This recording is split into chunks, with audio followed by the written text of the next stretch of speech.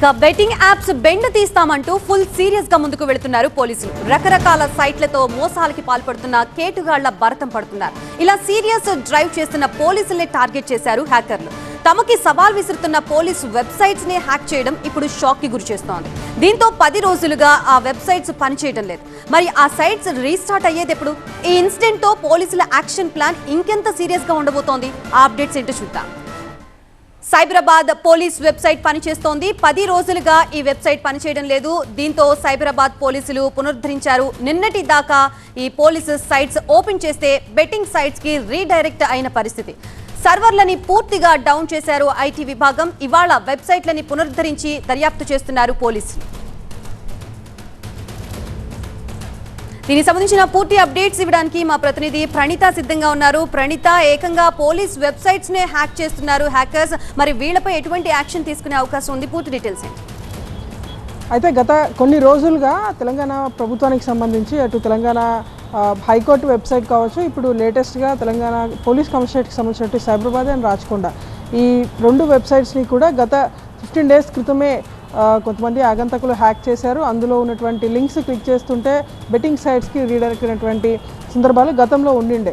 So దాంతో అలర్ట్లో భాగంగా అటు సైబరాబాద్తో పాటు రాచకొండ ఇద్దరు కూడా తమ పోలీసు వెబ్సైట్స్ ఏవైతే ఉన్నాయో ఆ సర్వర్స్ని డౌన్ చేసి పెట్టారు.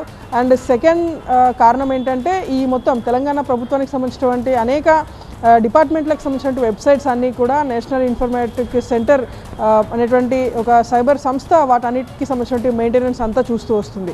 అయితే ఇదే క్రమంలో హైకోర్టు వెబ్సైట్ హ్యాక్ అయినటువంటి విషయం తెలిసిందే. గత కొద్ది రోజుల క్రితం హైకోర్టులో ఉన్నటువంటి ఆర్డర్ కాపీస్ కావచ్చు, ఇతర డాక్యుమెంట్స్ని డౌన్లోడ్ చేసినటువంటి క్రమంలో అవి బెట్టింగ్ సైట్స్కి రీడైరెక్ట్ కావడంతో రిజిస్టర్ నేరుగా సైబర్ క్రైమ్ పోలీసులకు కంప్లైంట్ చేయడం అండ్ సేమ్ టైం ఎన్ఐసికి కూడా కంప్లైంట్ చేయడంతో ఇద్దరు కూడా సైమల్టేనియస్గా దాని మీద వర్కౌట్ చేసి హైకోర్టు వెబ్సైట్ని గతంలో పునరుద్ధరించారు.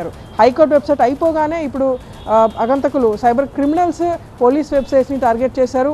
సైబరాబాద్ రాచకొండ 2 వెబ్సైట్స్ని కూడా గత 15 డేస్ క్రితమే వాళ్ళు హ్యాక్ చేసి అందులో థర్డ్ పార్టీ లింక్స్ అంటే బెట్టింగ్ సైట్స్ ఓపెన్ అయ్యేలాగా దాన్ని రీడైరెక్ట్ చేశారు. సో దీంతో ఈ విషయం పోలీసుల దృష్టికి వెళ్ళి పోలీసులు కూడా కంప్లీట్ ఆ 2 సర్వర్స్ని కూడా డౌన్ చేసేశారు.